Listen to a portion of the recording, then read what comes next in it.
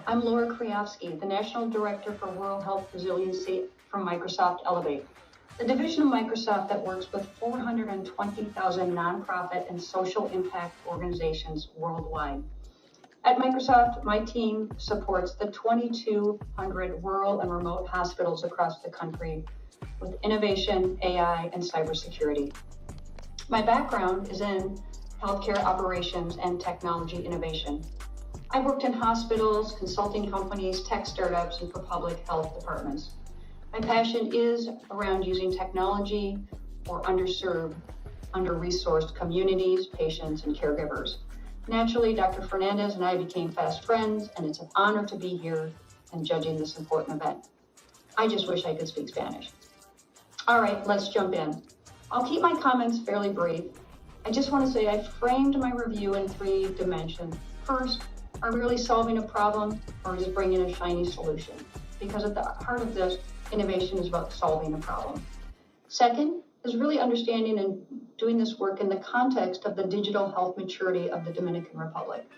And third, understanding that really technology is the easy part of this equation. It's the people and the process behind it that is the hard part around innovation. All right, let's jump in. I looked at 5 innovations, 5 products, and here they are in no particular order. First, GA1. I gave this a score of 60. I think the use case was valuable and focused.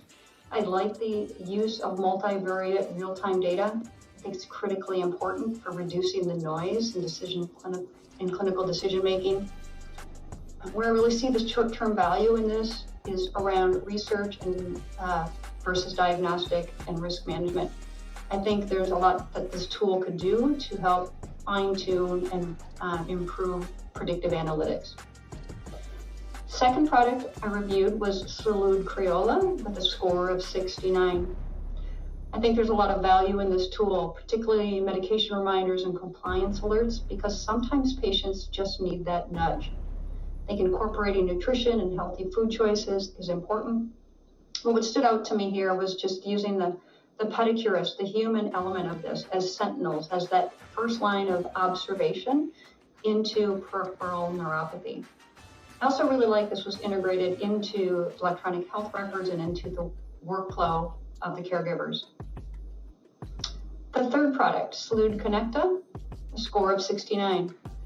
Bringing AI into family medicine is critically important because they are, again, one of the first lines of defense in public health and in patient care.